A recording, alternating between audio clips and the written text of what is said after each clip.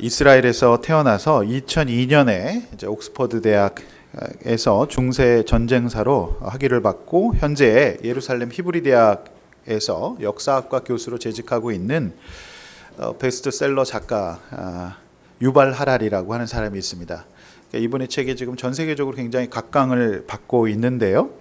그분의 최신간 중에 21세기를 위한 21가지 재현이라는 책이 있습니다. 서점에 가시면은 베스트셀러 상위에 랭크되고 있는데요. 유발 하라리 들어는 보셨죠?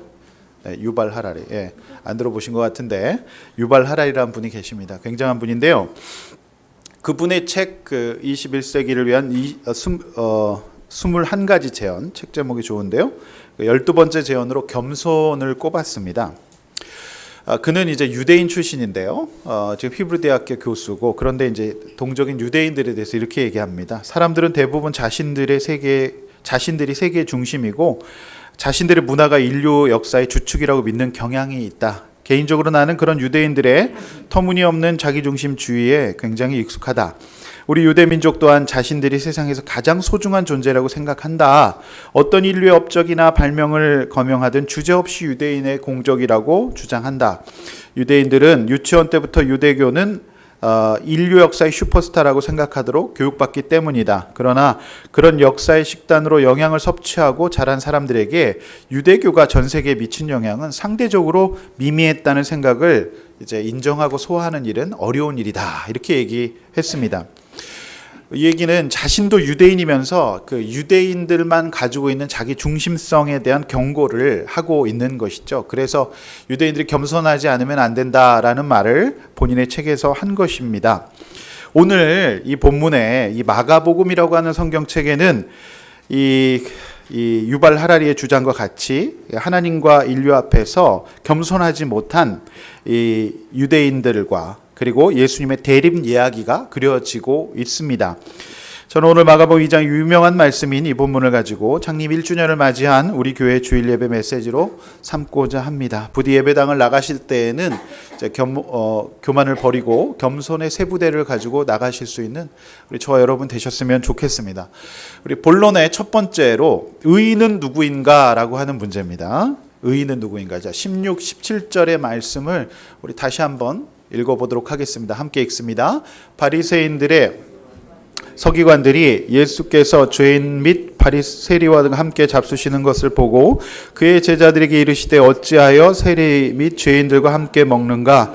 예수께서 들으시고 그들에게 이르시되 건강한 자에게는 의사가 쓸데없고 병든 자에게야 쓸데있느니라. 나는 의인을 부르러 온 것이 아니요 죄인을 부르러 왔노라 하시니라. 네. 우리가 이 두 구절을 이해하기 위해서는 이제 배경이 되는 두 가지를 이해하시면 이 성경 구절을 이해하는데 굉장히 도움이 많이 됩니다. 오늘 이 자리에 이제 처음으로 예배를 드리시는 분들도 이제 계실 텐데 그분들에게는 이 성경, 이 기독교의 세계가 낯설고 이렇게 어색한 것들, 이해되지 않는 말들로 이제 가득 차 있을 것입니다. 그래서 제가 오늘 최대한 이해하기 쉽게 설명해 보려고 하는데요. 먼저 이제 이 본문에서 바리새인, 서기관, 유대교하고 이 문맥 두 가지를 이해하셔야 되는데요. 먼저 이제 바리새인과 서기관, 이 유대교가 뭔지에 대해서 설명드리도록 하겠습니다. 성경은 구약과 신약으로 이루어져 있다는 건 우리 다 알고 있습니다. 그래서 구약은 예수님이 오시기 전의 이야기. 이제 예수님이 오실 것에 대해서 말씀하고 있고요. 신약은 예수님이 오신 이후의 기록인데요. 이제 구약의 중심에는 이스라엘에서 나고 자란 유대인들이 이제 어떤 주인공 역할을 하고 있습니다. 그들은 하나님 말씀을 따르고 이제 믿었습니다. 그러나 사람이었던 그들은 그 말씀의 가르침과 이에 따른 삶의 기준들을 율법으로 정해 놓았는데요. 사실 그 율법을 그들은 전혀 지키지를 못했어요. 왜 그럴까요? 그것은 인간이 그다지 선하고 거룩하지 못하기 때문이죠. 유대인들이라고 해서 자동적으로 거룩할 수가 없습니다. 인간이 가지고 있는 모든 죄의 욕구들과 특징들을 그대로 다 가지고 있어요. 유대인이나 우리나 똑같은 죄인이기 때문이죠. 엄밀한 의미에서 구약은 하나님이 끊임없이 이스라엘 백성에게 배신당하시고 무시당하신 기록이라고 볼 수 있어요. 동시에 하나님께서 그런 이스라엘 백성들을 끝까지 사랑하시고 다스려 가신다는 기록이 바로 구약이 되겠습니다. 하나님은 이스라엘의 유대인들에게 조금은 좀 구별된 삶을 원하셨어요. 그러니까 우상을 숭배하는 사람들과는 달리 조금 하나님의 자녀답게 택한 백성답게 이제 살기를 원하셨는데요. 그 기대를 유대인들은 판판히 깼습니다. 결국 하나님은 자신이 해주신 말씀, 즉 율법을 지키지 못하는 것을 아시고 한 대안을 준비하기 시작하셨습니다. 그분이 바로 예수 그리스도라고 하는 분이십니다. 자신의 아들 예수 그리스도를 이 땅에 보내시고 그분이 말씀, 즉 율법을 지키지 못하는 유대인들을 위해서 자신의 아들을 대신 죽게 하심으로 그 죄값을 치르도록 하시는 방법이었습니다. 이제 그저 자신이 하나님과 전혀 닮지 않은 유대인이지만 사실 삶이 전혀 하나님 백성 답지 않은 삶이라는 것을 인정하고 예수님께서 나의 죄를 위해서 대신 십자가에 죽으심을 인정하는 그 믿음의 방식으로 이제 삶의 방식으로 우리를 이제 이끄셔서 구원 얻도록 세팅하셨다라고 하는 겁니다. 그런데 참 인간은 참으로 교묘한 그런 존재인 것 같습니다. 유대인들은요, 시간이 지나면서 그 전통이라는 게 생겼어요. 사실 그 속에는 그 믿음이 전혀 없었는데 우리는 유대교다라고 하는 이제 전통이 생겨서 점점 더 많은 제도가 생겨나기 시작했어요. 그리고 그 속에는 직분들이 생겨났고 그걸로 먹고 사는 직업 종교인들이 생기기 시작했습니다. 제사장, 바리새인, 서기관이 바로 그런 사람들이에요. 그러니까 본인이 하나도 지키지 못하면서 그거를 가르치고 이렇게 하라고 하면서 이제 먹고 사는 이제 직업 이제 종교 전문가들이 생긴 것이죠. 시간이 지날수록 유대인 가운데 그들의 신앙은 그저 전통일 뿐 삶과 완전히 분리가 되었습니다. 특히 오늘 본문에 등장하는 바리새인들과 서기관들은 백성들도 자신들도 그것을 온전히 지킬 수 없다는 것을 누구보다도 잘 알았어요. 그럼에도 불구하고 그들은 구약 성경을 근거로 수많은 삶의 규칙들을 만들면서 율법을 정하고 자신도 지키지 못하는 그 율법을 지키는 척 연기하면서 백성들에게 강요함으로 나는 이 율법을 가르치는 사람이고 이렇게 하는 사람이니까 너희들이 나를 존경해야 된다. 이렇게 어떤 암시를 보냈습니다. 자신들도 지키지 못하는 율법이었음에도 불구하고 나는 율법의 선생이니까 너희들이 나를 존경해야 돼라는 이렇게 마음을 가지고 긴 옷을 입고 백성들에게 존경받기를 원했고 인사받기를 좋아했습니다. 율법의 정신은 무시하고 그 율법을 가지고 자신들의 지위와 이득을 챙기는 데만 몰입하는 모습, 바로 그 이상 이하도 아니었습니다. 자, 이것을 보고 예수님, 하나님의 본질이신 하나님의 아들인 예수님이 얼마나 기가 막혔겠습니까? 유대교와 그들의 지도자 선생들은 예수님이 오셨을 당시에 하나의 거대한 기득권을 형성하고 있었어요. 그러니까 그 율법 때문에 지키지도 못한 율법을 가지고 호가호위하면서 이렇게 살고 있었을 때 예수님께서 그걸 모르실 리가 없죠. 왜냐하면 하나님이셨기 때문에 그것을 딱 아시고 그들의 기득권과 썩은 전통에 철퇴를 가하기 시작하십니다. 이들의 당황과 혼란은 이제 이 분노로 넘어가고 있는 중이었어요. 그래서 신약의 복음서와 이후 예수님의 제자들의 이제 서신서 신약은 그 유대교와 이제 오신 예수님, 그 율법의 본질이신 하나님이 보내신 예수님과의 부딪힘의 역사라고 볼 수 있어요. 그러니까 신약 성경 내내 이 율법을 믿고 있는, 지키지도 못하면서 율법을 믿고 자신의 거대한 이제 이 카르텔을 형성해 가지고 기득권을 형성하고 있었던 이 직업 제사장들과의 이 부딪힘, 이 본질과 비본질의 이제 부딪힘이 바로 신약의 역사라고 볼 수가 있었습니다. 그러나 저는 이제 그 유발 하라리의 책을 보면서 그래도 이런 유대인이 있으니까 굉장히 다행이다. 본인이 그 유대인의 본산인 예루살렘에서 이제 히브리 대학에서 가르치고 있으면서 유대인들이 사실 역사상 이제 영향을 미친 것은 미미하다라고 얘기를 하면서 겸손해야 된다라고 얘기를 하는 이런 어떤 지식인들이 있는 것이 굉장히 다행이라고 생각합니다. 자, 우리는 정치가들이 말로는 백성을 위한다고 하지만 실상은 자신의 안위와 기득권 유지가 더 큰 관심이 있다는 거 우리 누구보다도 잘 알지 않습니까? 이 문맥을 이제 아셔야 되는데 그 본문의 흐름은 이렇습니다. 이제 바리새인과 서기관들이 율법에 특별한 열심을 내는 것처럼 보여서 이득을 얻고 살았던 사람들인데요. 특별히 이들이 이제 죄인이라고 정죄했던 사람들이 있어요. 그 당시에 이제 우리로 역사로 치면 친일파라고 할 수 있는 이제 세리들이었죠. 그래서 로마에 빌붙어서 유대인들 동족의 세금을 걷어서 이득을 취하고 치부했던 그 세리들이었습니다. 레위인데요. 오늘 이 본문 바로 전에 지난주에 제가 지지난주에 말씀을 전했는데요. 예수님께서 세리에서 레위 세관에 있는 레위를 부르시고 그의 집에 들어가서 식사를 하시는 거였어요. 그러니 그 집에 레위의 친구들이 다 초대가 되어가지고 함께 정말로 상종 못할 죄인이라고 여겼던 그 바리새인과 서기관들이 정죄했던 그들, 사실 실상 같은 죄인이었음에도 불구하고 그들은 정죄하는 맛에, 그래서 자신들의 이제 기득권을 보호하는 그 맛에 살고 있었는데, 글쎄 예수님께서 그곳에 들어가서 식사를 하시는 거예요. 식사한다는 거는 이제 인간관계를 맺고 그들과 함께 낮아지겠다라고 하는 그런 의미가 있는 것이죠. 그러니 오늘 이제 우리가 16절에서 그들이 예수님께 강하게 문제를 제기하고 있는 본문이 바로 오늘 본문입니다. 자, 이에 대한 예수님의 답변이 여러분이 읽으실 17절 말씀이에요. 무슨 말씀이죠? 건강한 자에게는 의사가 쓸데없고 병든 자에게 의사가 쓸데있느니라 라는 말씀을 하셨습니다. 아마도 오늘 이제 생애 처음으로 예배를 드리는 것으로 보이는 우리 저희 매형이 오늘 오셨는데요. 이제 우리 매형은 의사입니다. 병든 자들이 없다면 의사가 무슨 소용이 있겠습니까? 나는 의인을 부르러 온 것이 아니라 죄인을 부르러 왔노라 라고 하는 이 말씀이 뭐죠? 너희들이 의인인지 알지만 실상 너희들은 율법을 지키지 못하면서 그것을 가르치면서 그 경건을 이익의 재료로 사용하는 것을 이제 그만해라. 너희가 율법 못 지키는 죄인임을 나는 알고 있다. 그러므로 너희가 아프다는 것을 인정하라라고 하는 그런 하나님의 말씀인 것입니다.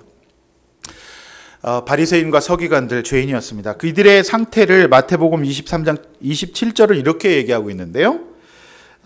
화 있을진저 외식하는 서기관과 바리새인들이요, 너희들은 회칠한 무덤 같으니 겉으로는 아름답게 보이나 그 안에는 죽은 사람의 뼈와 모든 더러운 것이 가득하니라 라고 말씀했어요.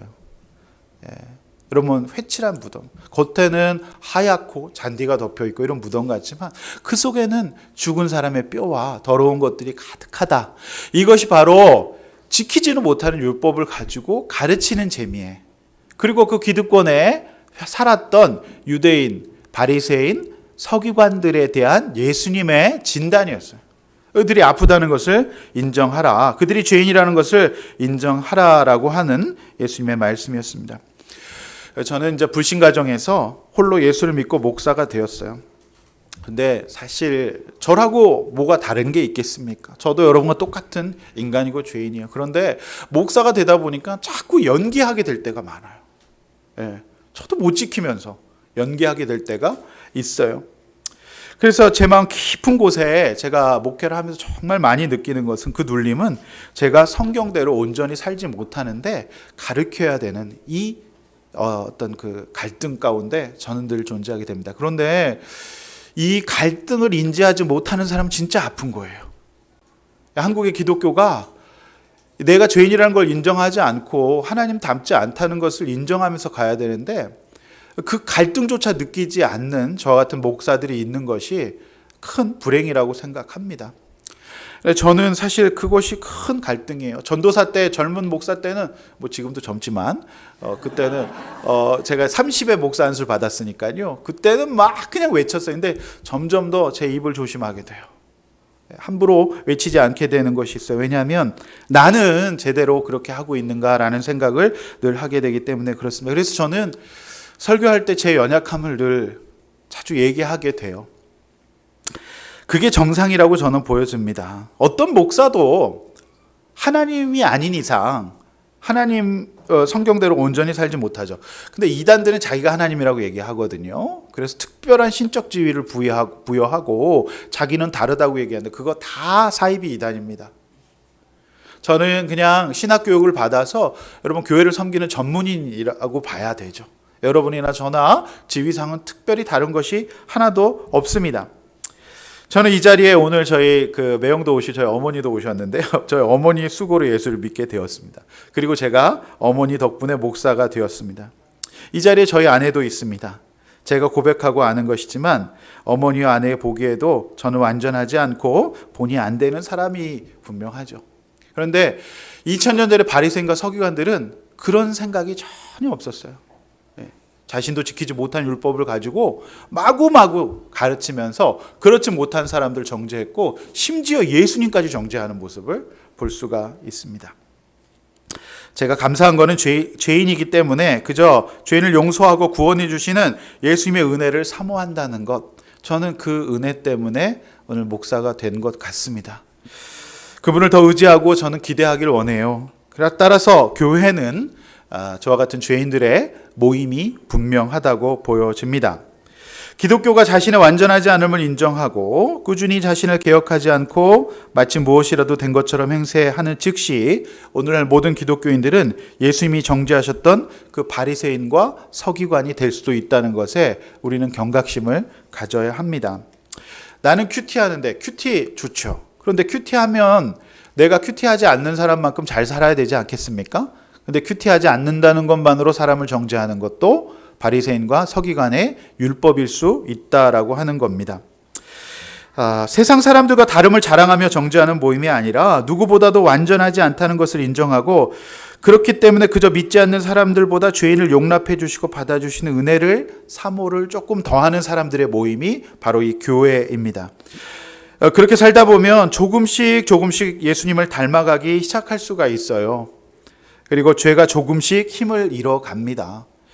그것이 비밀에 있어요. 죄를 감추지 않고 내가 연약하고 완전하지 않다는 사람 자꾸 인정하며 살다 보면 그 죄가 조금씩 힘을 자꾸 잃어간다라고 하는 것입니다. 그런데 여러분, 바리새인들과 서기관들은요, 자기 속 들여다보기가 그렇게 어려웠어요. 그러니까 거의 한 2000년의 구약 역사 가운데 계속 그렇게 살다 보면 사람이 그렇게 될 수 있어요. 찔릴 때도 있었겠지만 자신들의 기득권과 이 체제 자체, 2000년 동안 쌓아온 유대교의 체제를 포기하기가 쉽지 않았겠지요. 그래서 그들은 예수님을 미워하기로 작정합니다. 받아들이지 않기로 작정해요. 자꾸만 본질적인 자신의 모습을 들여다보게 하는 예수님이 처음엔 찔렸는데 이제 그렇게 찔리다 보면 자신의 모든 기득권과 체제가 무너지고 제사장도 그만둬야 되고 대접받던 서기관도 그만둬야 되니까 이제 미워하기로 작정한 거예요. 타도하기로 작정한 겁니다. 마치 한 나라에 두 가지 정부가 있을 수 없던 것처럼 그들은 이제 그렇게 생각했던 것 같아요. 자, 저는 한마디로 이야기해서 이들 바리새인과 서기관들은 가장 많이 아는 자들이라고 자처했으나 저는 제대로 교육받지 못한 자들이라고 생각해요. 이 복음서 내내 예수님께서 가르치시는데요. 그래서 우리가 제대로 이 복음의 본질을 아는 것 너무 중요합니다. 내가 교회를 다닌다는 것뿐만 아니라 안다고 자처하는 것이 아니라 정말 이 복음의 본질을 제대로 아는 것이 너무 중요한데 이상의 많은 기독교인들과 기독교회 가운데에서 정말 제대로 가르침을 베풀고 그것을 받아 누려서 이렇게 사는 사람이 많지 않기 때문에 믿지 않는 사람들 가운데 굉장히 우리가 바리새인과 서기관의 모습으로 부각될 수도 있다는 것에 경각심을 가져야 됩니다. 무슨 얘기냐면 오늘 본문의 바리새인과 서기관의 모습이 나일 수도 있다라는 것을 우리가 인지해야 돼요. 이들은 잘못 배웠던 거예요. 예수님을 배워야 되는데 그 율법이 가르치고 있는 게 예수님인데 예수님을 잘못 배웠다라고 하는 거예요. 교회를 다니면서도 복음의 진술을 제대로 교육받지 못한 사람들은요, 오히려 세상에 하나님을 이제 욕먹게 하는 역할을 할 수가 있어요. 제대로 배우지 못해서 다 저러는 것입니다. 오늘 여러분 혹시나 이 가운데 이제 이 기독교인에 대한 이제 그런 인식이 갖고 계시는 잘못된 건 아니지만 좀 안 좋은 인식 갖고 계시는 분들은요, 그들이 잘못 배워서 저 같은 목사가 잘못 가르쳐서 그렇습니다. 대신 사과 이제 드립니다. 정말 제대로 배운다는 것이 얼마나 소중한지 몰라요. 예수님 당시에 제대로 배운 사람들이 거의 없었어요. 다 하나님 나라를 오해하고 있었어요. 이 율법은 사랑의 정신인데요. 이 사랑의 정신을 가지고 율법을 다른 사람을 판단하고 정죄하고 미워하는 일을 했으니 어찌 제대로 배운 사람들이라고 말할 수 있겠습니까?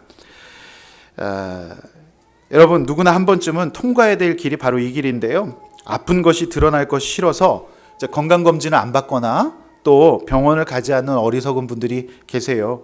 그러나 자신이 아픈 사람이라는 것을 인정할 때 병원에 갈 수 있겠죠. 죽지 않을 수 있습니다. 오늘 저와 여러분 모두가 한번 내 속을 들여다보고 내 영혼의 건강 진단을 한번 해보는, 나는 정말 잘 살고 있는가? 나는 의인인가 한번 돌이켜볼 수 있는 영적 건강진단의 시간이 되시기를 축원합니다. 아멘. 1년 전 저는 오늘 아둘람 교회를 개척하고 교회 이름을 아둘람 교회라고 지었습니다. 아둘람이란 사무엘상 22장 구약 성경에 1, 2절에 나오는 동굴의 이름이에요. 여기 좀 동굴 같습니까? 네. 빚지고 환난당하고 원통한 자들과 그들이 이제 굴에 모여서 이제 400명의 공동체를 이루었던 그 공동체 이름이에요. 이곳에서 다윗과 그와 함께한 사람들은 이유 없는 핍박을 하는 사울 왕을 피해서 하나님의 뜻을 구하고 다시금 시작될 다윗 왕국을 꿈꾸었습니다.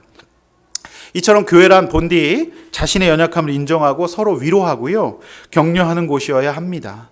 의인이 아니라 죄인의 입장에서 서로를 돕고 이해하는 공동체가 교회인 줄로 믿습니다. 오늘 이제 두 청년이 이제 그 자신의 친구들을 이제 그 상을 드는 마음으로 정말 굉장히 오늘 기원이 얼굴을 보니까 거의 지쳐 있는 것 같아요. 전도를 했어요. 그런데 만약 이 전도한 두 청년이 자신이 의롭고 거룩해서 그렇지 않은 친구들을 전도했다고 여러분 느끼셨다면 우리 두 청년이 전도를 잘못한 거예요. 이 두 청년이 어떤 상태인지 우리 친구들은 잘 알지 않습니까? 여러분 보실 때 우리 승준이와 기원이의 상태가 좋아 보입니까? 안 좋아 보입니까?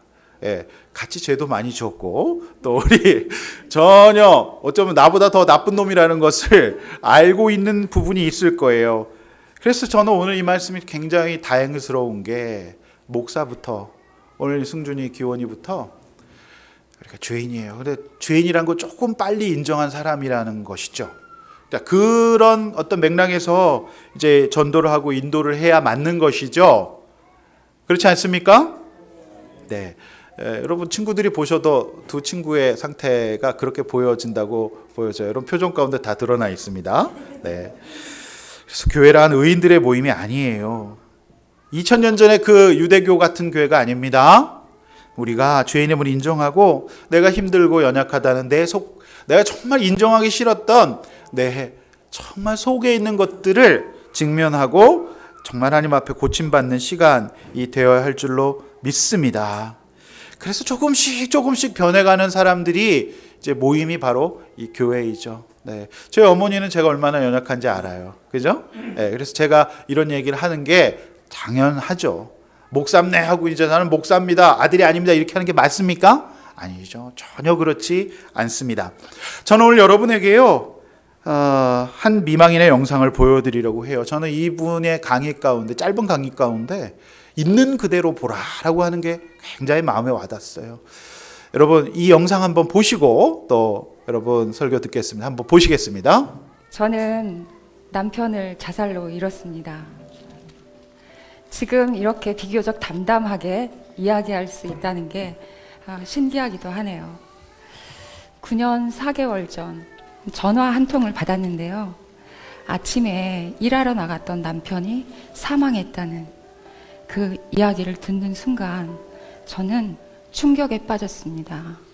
영안실로 갔는데 누구와 갔는지 어떻게 갔는지 지금도 기억에 없어요. 그런데 아빠가 자살로 돌아가셨다는 이야기를 두 아들한테 할 수가 없었어요. 그 이야기를 듣고 더 충격을 받아서 우리 모두가 완전히 부서져 버릴까 봐 두려웠어요. 그러면서 제 남편에 대한 회한이 머리를 들기 시작했어요. 너무 괴로웠어요. 내 남편이 지옥 같은 상황에 있을 때 저는 그 지옥에 뛰어들어 살리지 못했어요.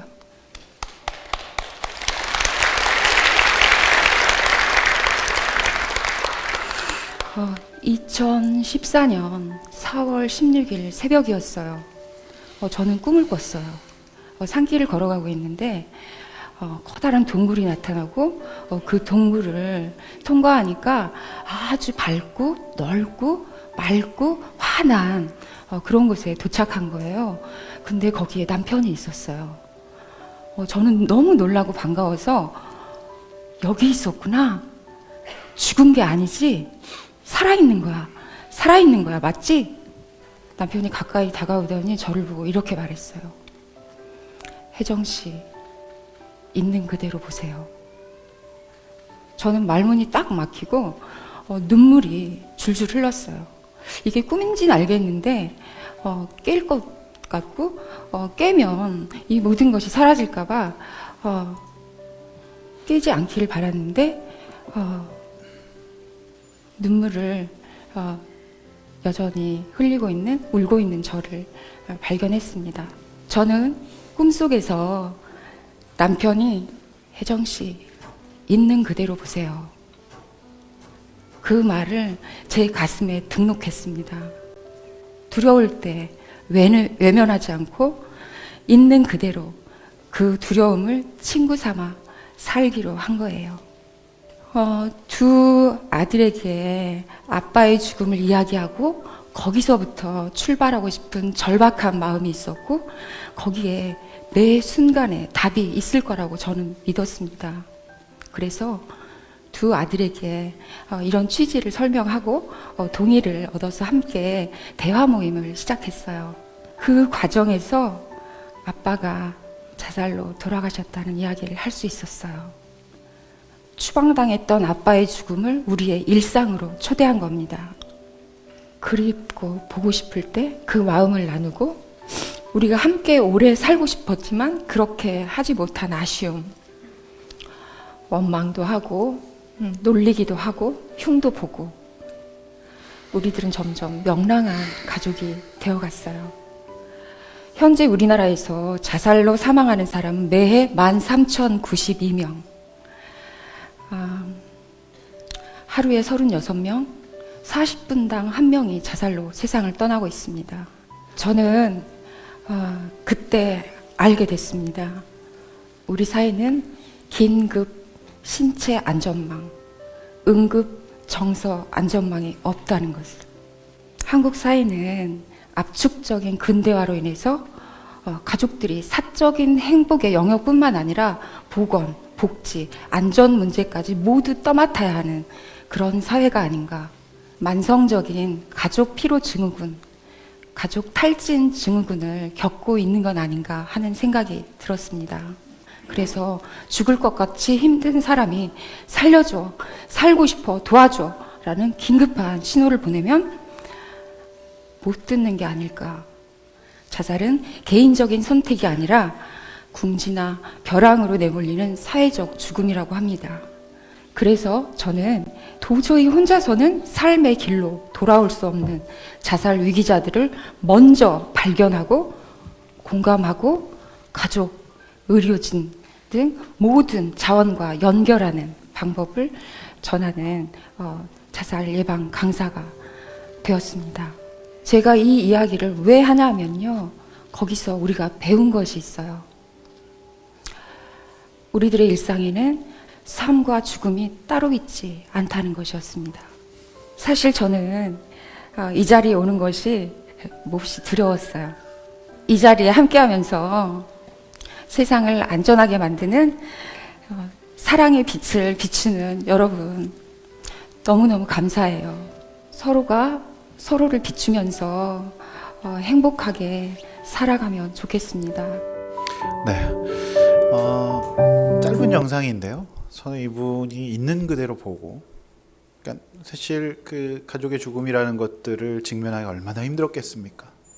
예. 근데 오늘 이 아주머니는 이렇게 작업을 해서 이제 그것을 평생 회한으로 묻어두고 피해의식 가운데 사는 것이 아니라, 원래 이런 일이 일어나면은 꼭 이제 죄책감이 들고 나 때문에 그랬다는 생각이 들거든요. 근데 자기의 속을 본 거죠. 보고 오히려 이제 그 사람을 살리는 곳으로 갔는데, 오늘 이 서기관과 바리새인들은 그 작업을 하지 않아요. 여러분, 오늘 여러분 속을 한번 꼭 보시길 바랍니다. 나의 속에는 뭐가 있는지, 나는 괜찮은지. 제가 마음에 가장 남는 이야기가 바로 있는 그대로 보세요예요. 있는 그대로 보지 않으면 여러분의 상처와 죄는 상처가 되고 또 다른 죄를 낳습니다. 사람을 살리는 사람이 되지 못합니다. 이미 마음이 무덤 같으니 스스로 목숨을 끊는 것이 아니겠습니까? 이미 마음이 무덤 같은 분들은 살았으나 산 것이 아니에요. 있는 그대로 보고 나를 위해 대신 죽어주신 예수님에 대해서 오늘 여러분 들어보지 않으시겠습니까? 자, 잘난 척만 하는 곳에서는 잘난 척하기를 해야 되기 때문에 힘들죠. 그렇지 않습니까? 오늘날 교회가 이제 잘난 척하는 곳이 됐어요. 그러면 안 되죠. 이 세상을 어쩌면 저마다 가르치는 자가 되고 높아지기를 원하죠. 그러나 그렇기 때문에 안식이 전혀 없어요. 교회 와서도 교회가 그러면 안 되지 않습니까? 함께 낮아지고 섬겨주신 공동체를 만나면 이제 안식을 좀 누릴 수가 있습니다. 우리 아둘람 공동체는 이제 수요일과 주일 예배에 2개의 여자 목장 공동체와 2개의 부부 목장 공동체, 그 다음에 우리 청년 목장 공동체, 청소년 목장 공동체, 또 어린이 목장이 있습니다. 이곳에 함께 이제 식사하시면서 주신 말씀을 가지고 연약함을 나누면서 울고 웃으면서 함께 성장하는 우리 저와 여러분 되셨으면 좋겠습니다. 그래서 우리 목장 모였을 때 이제 제가 주일날 설교를 하고요. 이 주일 설교로 목장 모임의 나눔거리를 드리거든요. 이렇게 한번 나눠보십시오. 첫 번째 나눔 제목이 인정하기 싫은 내 안의 연약함과 죄는 무엇입니까? 그리고 의인이 아니라 죄인을 부르러 오신 예수님께 나아가지 않겠습니까? 한번 나누어 보시기를 바랍니다. 자, 오늘 두 번째로 이제 주인공은 누구인가입니다. 빨리빨리 달려가야 되는데요. 18절, 20절 말씀입니다. 우리 함께 또 앞에 화면 보시면서 본문 읽어 보겠습니다. 요한의 제자들과 바리새인들이 금식하고 있는지라 사람들이 예수께 와서 말하되 요한의 제자들과 바리새인들의 제자들은 금식하는데 어찌하여 당신의 제자들은 금식하지 아니하나이까? 예수께서 그들에게 이르시되 혼인집 손님들이 신랑과 함께 있을 때에 금식할 수 있느냐? 신랑과 함께 있을 동안에 금식할 수 없느니라. 그러나 신랑을 빼앗길 날이 이르리니 그날에는 금식할 것이니라. 네. 자, 오늘 예수님께서 이제 17절까지 말씀을 딱 하셨는데요. 자, 반응이 없어요. 그러니까 첫 번째 16, 17절 말씀하셨는데 반응이 나오지를 않아요. 그리고 바로 이제 그들이 예수님께 또 도발하는 모습이 나와 있어요. 성경을 읽으면서 저는 그 숨막혔던 상황이 어땠을까? 예수님께서 병든 자에게 의원이 쓸 때 있느니라. 의인을 부르러 오지 않았다라고 딱 얘기하셨을 때 그들이 반응이 어땠을까 하는데 반응이 나와 있지 않아요. 그래서 저는 이제 첫 번째 대지 설교를 마쳤는데 여러분 어떠신지요? 저는 사실 설교 준비하면서 미리 예방주사를 맞았습니다. 여러분이 반응하지 않을 수도 있다는 것을 제가 예수님이 설교했는데도 반응이 없어요. 아무 말이 없어요. 조용합니다. 찬물을 끼얹다 썰렁합니다. 지금 여러분 우리 목사님들 간증 드렸는데 도대체 저런 얘기 왜 하는 거야? 이런 생각 같죠? 그거 딱 바리새인 서기관이에요. 있는 그대로 보지 않는 거예요. 우리 인생에 얘기할 만한, 얘기하기 싫은 찌질함이 없고 이런 것이 없는 사람이 어디 있겠습니까? 여러분 그러시다면 여러분 속을 들여다보지 않으신 거예요. 저는 여러분의 속을 오늘 좀 직면하는 시간이 되셨으면 좋겠어요. 여러분 그러나 여러분 아직 늦지 않았습니다. 아직 두 번째, 세 번째 대지가 남아있기 때문에 반응하실 수 있는 시간이 있기 때문이죠. 할렐루야. 자, 두 번째 논쟁. 자, 바리새인들은 예수님께서 오히려 부정적인 반응을 보여 오히려 반응하기는커녕 더 화가 났던 모양이에요. 그러면서 당신들은 우리는 금식을 하는데 당신들은 왜 금식하지 않느냐? 사실 금식은 사실 구약에서 금식이 요구되는 거는요 연중 단 1회밖에 없었어요. 출애굽기 레위기에 보면 딱 한 번 금식하는 시간이 있는데 이제 그들은 이제 그렇게 하지 않고 더 열심을 또 냈던 거예요. 거기다 얹어가지고. 금식의 성경적인 의미는요 자신을 돌아보고 그를 통한 죄로부터의 정결함을 얻기 위해 금식해요. 그래서 다시 말해 곡기를 끊고 진지하게 목숨을 걸고 돌아봐야 할 때 나를 정말 고치고 싶을 때 하는 일이 이제 금식이에요.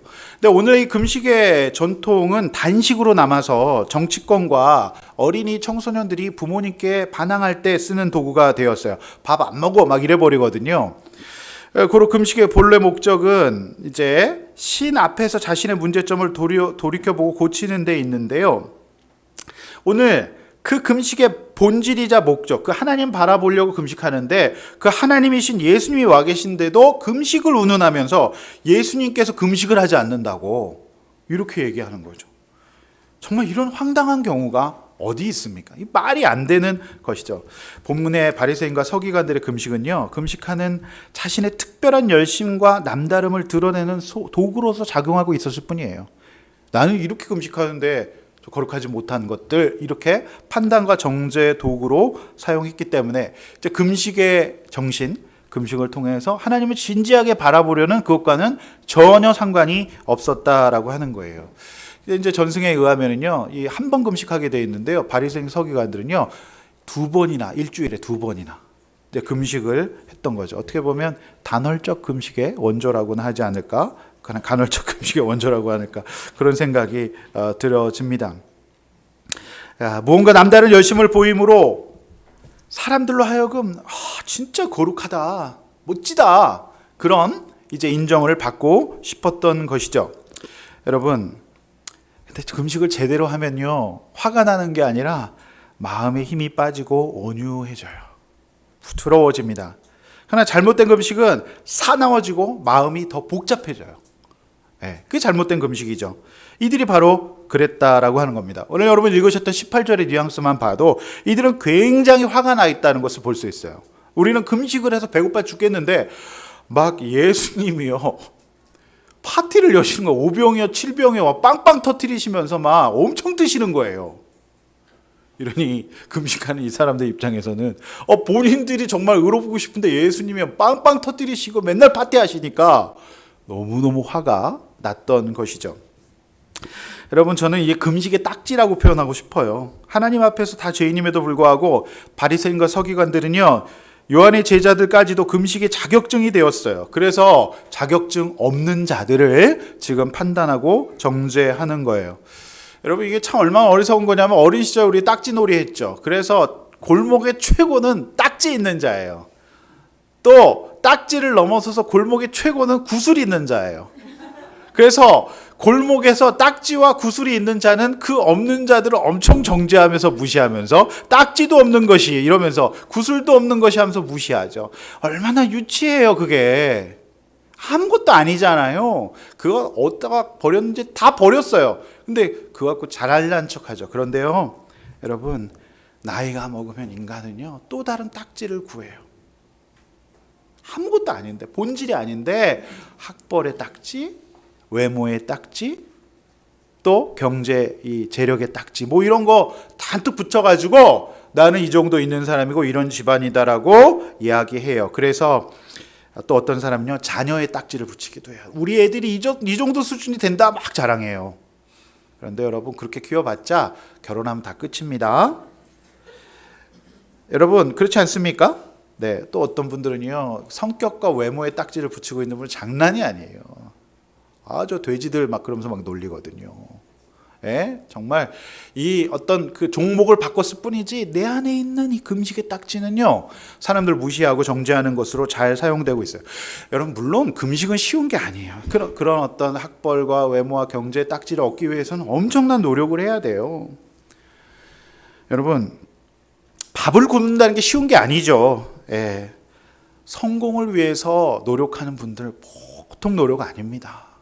굉장한 거예요. 네. 그런데 제가 간헐적 단식이 요즘 유행이잖아요.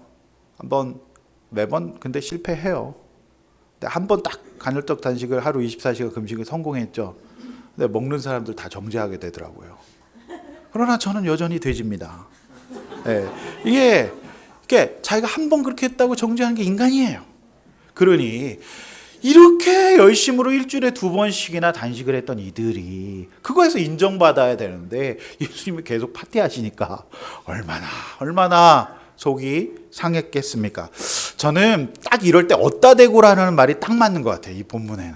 여러분, 그 하나님이 보내신 하나님의 아들 예수님이 오셨으면은요, 이때는 금식을 풀고, 그 금식의 목적이 하나님이잖아. 하나님 바라보기 위해서 하는 거잖아요. 그런데 그 예수님이 오셨는데도 계속 금식하면서 잔치를 벌여야 될 때예요. 지금은 파티 타임이에요. 지금은 파티를 해야 될 때인데, 여러분, 그들이 예수님의 자리에 앉아가지고요, 감히 예수님과 제자들에게 금식을 하지 않는다고. 아니, 정말 어디다 대고 이러는 겁니까? 영적으로 개념에 서 있지 않으면 정말 어디다 대고 그러는지 모르고 하게 돼 있어요. 여러분, 차라리 금식을 하지 않는 편이 훨씬 더 나았습니다. 이들의 금식은 오히려 예수님 바라보지 못하게 하는 큰 걸림돌이 되었죠. 인간의 물질 학문 교양은 절대 쉽게 얻어지지 않아요. 그러나 분명한 것은 인간은 죽음을 맞이할 수밖에 없는 유한한 존재라고 하는 거예요. 제가 목회를 한 지 지금 이제 벌써 27년이나 되었어요. 21살에 전도사를 시작했으니까 굉장히 오래 했죠. 강의도 오래 했습니다.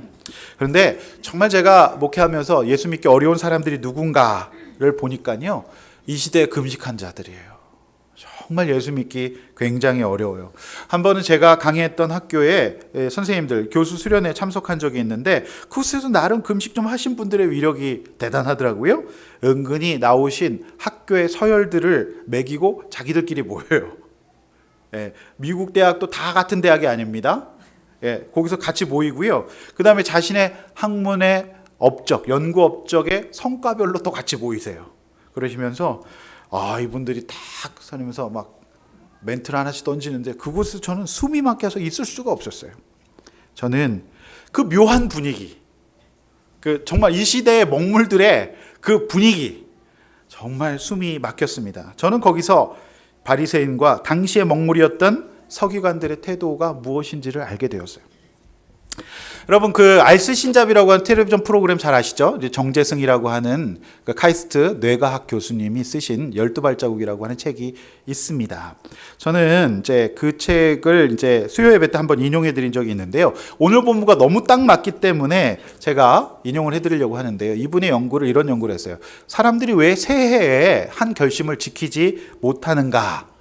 여러분, 새해 지금 3월이 되었는데 새해 결심 지금 잘 지키고 계신지 모르겠습니다. 근데 이분이 새해 결심을 지켰는가를 확인해 보니까 77%가 다 지키지 못했다라고 하는 거예요. 단 19% 정도는 한 1, 2년 정도 끌어간대요. 나머지 10% 정도만 겨우겨우 그 새해의 약속을 지켜 나간다라고 하는 거예요. 그러니 왜 이렇게 사람들이 새로운 결심을 지키지 못하냐? 그것은 사람이 습관의 영역 가운데 들어가기 때문에 습관을 바꾸기가 그렇게 뇌과학적으로 어렵다라고 하는 거예요. 그런 의미에서 봤을 때 2000년의 유대교의 관습과 이런 전통을 갖고 있었던 자들이 예수님 앞에 금방 변하기가 꽤 쉽지 않았겠다. 인간적으로 이해는 갑니다. 그래서 정재승은 여기에 새로 고침이라고 하는 말을 써요. 그 습관의 영역에서 쓰지 않는 뇌를 쓸 때 인간이 굉장히 새로워질 수 있다라고 이야기를 합니다. 여러분, 중국집에서 별의 희한한 연구를 하는데 중국집에서 메뉴 선택을 뭘 제일 많이 하는가를 연구를 했어요. 여러분, 사람들이요, 짬짜면 뭐 이런 게 막 나오면서 복짜면 막 이런 게 나오면서 그 굉장히 지금 많이 팔릴 것 같죠? 여러분, 그렇지 않아요. 중국집에서 가장 많이 선택하는 메뉴는요, 50%가 짜장면입니다. 그리고 짬뽕은 23%, 그다음에 볶음밥 12%. 사실 짬짜면 복짜면 이런 것이요, 처음 나왔을 때 반짝했는데 지금 그다지 많은 선택을 못 받는다. 늘 인간은 습관적으로 선택했던 것들을 선택하게 되는 것. 그래서 이게 사람이 새로 고침, 변화되기가 그렇게 어려운 것이다라고 하는 거예요. 여러분, 우리 인간의 뇌는요, 몸무게에서 2%밖에 안 돼요. 그런데 놀라운 것은 우리 뇌가 사용하는 에너지 양이요, 25%나 돼요. 2%의 무게밖에 안 되는데 25%의 에너지를 뇌가 쓴다라고 하는 거예요. 그러니까 뇌과학적인 측면에서 유대인들은 예수님 앞에서 새로 고침을 거부할 수밖에 없지 않았는가라는 이해도 됩니다. 그러니까 뇌는 최대한 에너지를 적게 쓰도록 디자인되어 있다고 해요. 우리가 운동을 왜 싫어할까요? 본능적으로 인간의 몸은 에너지를 쓰는 것을 싫어해요. 저장하도록 만들기 때문에 그렇죠. 여러분, 골라 먹는 재미 베스킨라빈스 31. 여러분, 그 회사에서는요, 매일매일 다른 아이스크림을 먹는 것, 그렇게 서비스한다는 것을 갖고 마케팅을 했어요. 근데 웬걸, 여러분, 베스킨라빈스 31의 매출의 80%는요 6종류에서 그치고 있답니다. 그러니까 사람은 그냥, 여러분, 베스킨라빈스 31 30일까지 다 드셔보신 분 계세요? 안 계시죠? 사람 늘 먹던 거를 먹는다라고 하는 얘기입니다. 여러분, 한번 띄워주십시오. 이 이야기 한번 제가 읽을 테니까 한번 따라와 보십시오. 정재승 선생님의 글인데요. 습관이라고 하는 안락함 속에서 평화롭고 예측 가능한 삶을 영위할 수 있지요. 반면 습관의 틀을 벗어나려고 하는 노력은 버거워요. 때문에 인생의 리셋도 어렵습니다. 새로 고침을 신경과학적으로 해석해보면 나쁜 습관, 새로 고침으로 일상으로부터 벗어나려는 시도입니다. 나와 다른 분야에 있는 다른 관심을 가진 사람들을 만나려고 의도적으로 노력하지 않으면 그런 사람 만날 가능성은 점점 적어져요. 오늘 새로운 사람 만나는 장소잖아요. 절대 안 만나집니다. 늘 만나는 사람만 만나요. 불편함을 견디면서 새로운 사람과 이야기하는 걸 즐기면서 살지 않으면 내 삶에 새로운 생각이 유입되는 일들이 점점 줄어들 것이라는 문제의식을 가져야 돼요. 오늘 문제의식 가질 수 있기를 원합니다. 그걸 극복하기 위해서 각고의 노력을 하지 않으면 새로 고침은 점점 어려워집니다. 나쁜 습관, 틀에 박힌 일상으로부터 벗어나 삶을 새롭게 뒤바꿀 수 있는 신선한 자극이 있는 곳으로 여러분을 움직여야 됩니다. 야, 정말 어떻게 이렇게 설교문을 잘 썼죠? 대박이에요. 이분은 크리스찬이 아닌데 뇌과학자예요. 그런데 제가 할 말들을 다 해주고 있어요. 그런데 여러분 왜 새로 고치면 안 될까요? 정재승은 그의 책 144쪽에서 참 진짜 대박에 무릎을 쳤는데 절박함이 새로 고침을 하게 한대요. 예, 절박함이. 계속 따라오시길 바랍니다. 눈으로. 자, 새로 고침은 왜 어려울까요? 인생의 리셋은 왜 힘들 걸까요? 이유는 자명합니다. 새로 고침해야 될 마땅한 이유가 없기 때문이라고 해요. 지금 내 삶에 굉장히 마음에 안 들어요. 마음에 안 드는 부분을 바꿔서 마음에 드는 삶으로 갔을 때 얻게 되는 기쁨이 있습니다. 그 기쁨을 얻기 위해 여러분이 노력해야 되고 그만큼 힘을 쏟아야 되는데 그 정도의 힘과 에너지를 소비할 마음이 없다는 것입니다. 새해 결심 이루는 방법이 뭔지 아십니까? 내 삶에서 더 이상 새해가 없다라는 자세를 갖는 거예요. 여러분에게 단 1년만 주어진다면 여러분의 삶은 완전히 새로 고침 받는 삶이 될 것입니다. 주변에 새로 고침에 성공한 사람들을 보십시오. 갑자기 심근경색으로 쓰러져 죽다 살아난 사람은 그토록 마시던 술을 끊고 담배를 끊고 등산을 하기 시작합니다. 죽을 만큼 절박하지 않으면 습관은 쉽게 고쳐지지 않기 때문이에요. 그 절박함을 만들어내는 것이 바로 새로 고침을 할 수 있는 중요한 첫 단계가 됩니다. 그 절박함은 본의 아니게 만들어질 수 있어요. 되게 불행한 일들이 생겨서겠죠. 그렇지만 갑자기 상황이 바뀌어서 본의 아니게 내 삶을 새로 고침 당하는 것은 사실 좋은 방법은 아니에요. 여러분 꼭 고난을 맞이할 필요는 없어요. 오늘 멀쩡할 때 이때가 바로 절호의 찬스인 줄로 믿습니다. 우리가 어떻게 하면 그런 경험을 하지 않으면서 그 절박함만을 느낄 수 있을까요? 여러분 제가 노트북에 써놓은 말인데요. 메멘토 모리. 라틴어인데요. 죽음을 기억하라는 방법을 사용해 보십시오. 도움이 되실 것입니다. 여러분 그 메멘토 모리는요. 사실 정재승 선생님이 쓰신 말이 아니고 그 베스트셀러였던 그 라틴어 수업이라고 하는 책이 있어요. 아십니까? 네, 그 책 읽으신 분 계시죠? 그 서강대학교 신부님이 쓰신 책인데 라틴어 교양 강좌에 이것을 풀어서 책으로 쓴 건데요. 거기에 메멘토 모리가 나와요. 인간은 영원히 살 것처럼 이제 보고 있거든요. 그런데 그런 의미에서 고난은 위장된 축복이죠. 그러나 저는 여기 계신 분들이 고난을 통해서 예수님을 꼭 만나기를 원치 않습니다.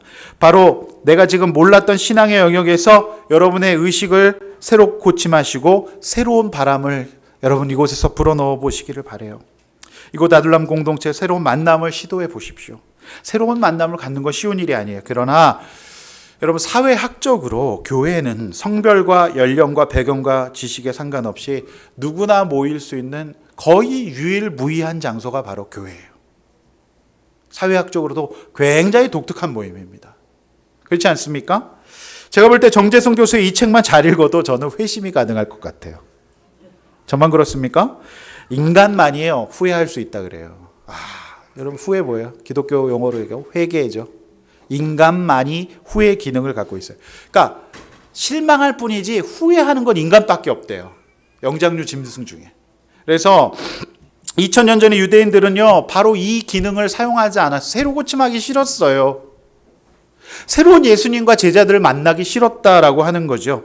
후회 없는 삶을 사는 것은 뇌과학자의 이 입장에서 보면 전두엽의 시뮬레이션 기능을 사용하지 않겠다라고 하는 강한 의지의 표현이에요. 지금 만약에 이 설교를 듣고도 마음이 움직이지 않는 분들은 전두엽을 사용하지 않고 계신다고 오늘 정재승은 뇌과학자 입장에서 말하고 있어요. 여러분 지금 내가 계속 자극되고 있다면 오늘 새로 고침할 수 있는 절호의 찬스인 줄로 믿습니다. 따라서 이런 등식이 성립이 돼요. 새로 고침 이퀄 교회에서는 거듭남 구원이라고 얘기해요.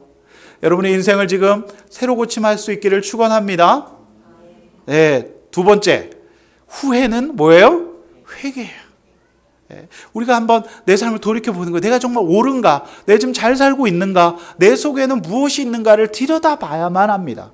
다음, 메멘토 모리는 죽음을 기록하라. 즉 인간을 유한한 존재다. 소위 종말론적인 생각을 가질 수 있어야 한다라고 하는 거죠. 여러분, 금식했던 자들이 주인공이 아니라 누가 주인공이죠? 우리 예수님이 주인공이에요.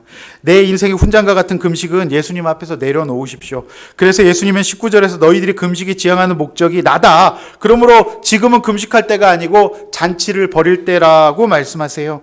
바로 혼인잔치의 신랑과 같기 때문에 그렇습니다. 오늘 우리 예배가 혼인잔치 되기를 소원합니다. 아멘.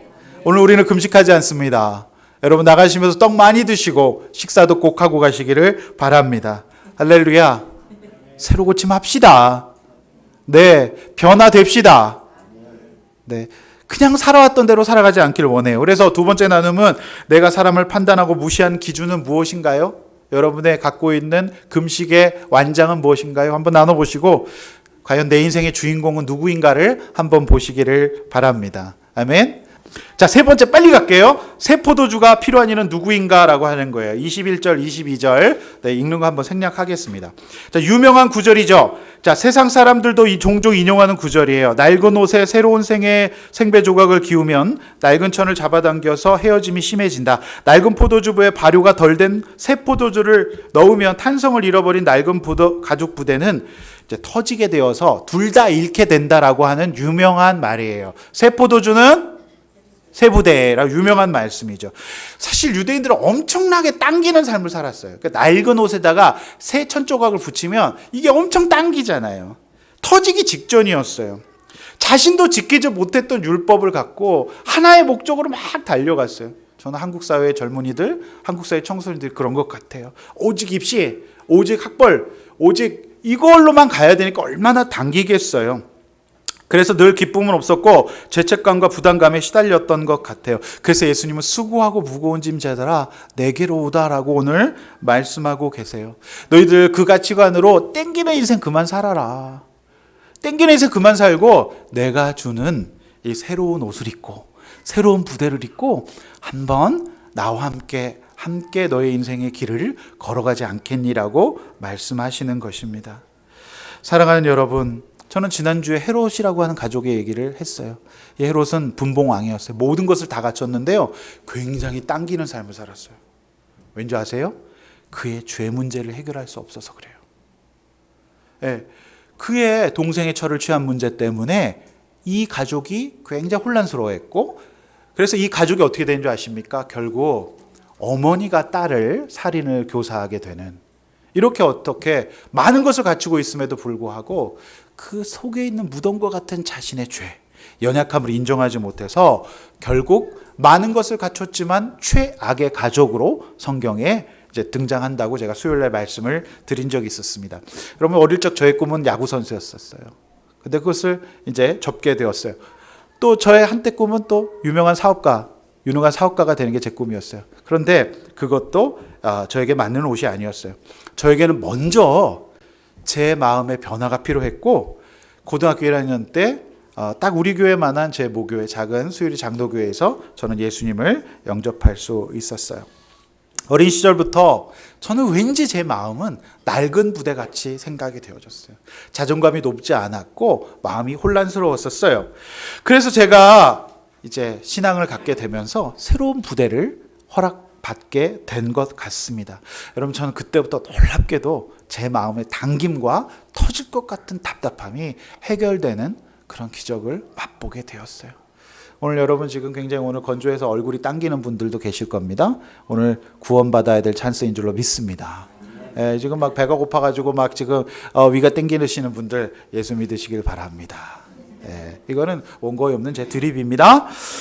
제가 인터넷에서 굉장히 유행하는 가방이 있어요. 어떤 가방이냐면 짐승 가방이에요. 왜 짐승 가방이냐? 짐승처럼 많이 들어가가지고. 크게 비싸지도 않고 작은데요, 엄청 들어가요. 그리고 방수도 돼요. 그래서 제가 지난주에 이제 중국에 이제 칭다오에 유학생 강의하러 갈 때 그걸 하나 사서 컴퓨터도 들어가고 엄청 많이 들어가요. 저는 그 가방을 딱 소유하게 되니까 이전에 맸던 터질 것 같은 제 가죽 가방이 너무 한심하게 느껴지더라고요. 새 부대가 바로 짐승 가방이었어요. 할렐루야. 터지지 않아요. 근데 지금도 옛날 가방 갖고 왔는데 가방이 터질라 그러거든요. 노트북 넣고 성경책 넣고 책 넣어야 되니까요. 여러분, 저는 오늘 여러분이 인생을 넉넉하게 넣고 받아줄 수 있는 짐승 가방, 예수 그리스도 신앙, 예수님과 함께 동행하는 그 신앙 한번 오늘 받아가시기를 축원합니다. 내년에 우리가 작은 가방 하나씩 좀 드려야 되지 않을까 싶은데요. 네, 여러분 이렇게 한번 나눠보십시오. 내 인생에 당김과 터질 것 같은 상황 뭔가요? 여러분, 상담학적으로도 심리학적으로 이거 한번 얘기를 못해서 사람들이 죽어가요. 믿음이라는 새포도주 부대를 여러분 소유하고 계셔요? 여러분, 이건 짐승 가방이에요. 여러분의 모든 마음의 짐 다 받아주실 수 있습니다. 할렐루야. 이제 말씀 맺어요. 사랑하는 여러분, 저를 포함한 모든 아름다운 교회 교인들은 의인의 입장에서 복음을 전하는 사람이 아니에요. 같은 죄인의 입장에서 조금 먼저 죄인임을 깨달았을 뿐이에요. 그리고 이 상에서 덕을 끼칠 수 있는 제대로 된 기독교인의 삶을 살기 위해서 하나님을 바리새인과 서기관 같지 않게 제대로 성경을 배우려고 노력하고 있는 중이에요. 완전하지 않습니다. 노력하고 있습니다. 아멘. 저희는 작은 공동체지만, 작은 공동체이기에 한 분 한 분을 소중히 여기고 감히 여러분과 여러분의 어떤 연약함과 아픔도 함께 나누어 갈 수 있습니다. 우리 인생의 주인공은 누구도 아니고 예수님이라는 것을 한번 인정해 보지 않으시겠습니까? 메멘토 모리. 여러분, 생각하는 대로 믿는 겸손한 사람들 되기를 축원합니다. 여러분, 무엇보다 예수님과 함께 새 부대가 되어서 새로 고침을 이루어 여러분 당김과 터짐을 면할 수 있는 사랑하는 여러분 되셨으면 정말 좋겠어요.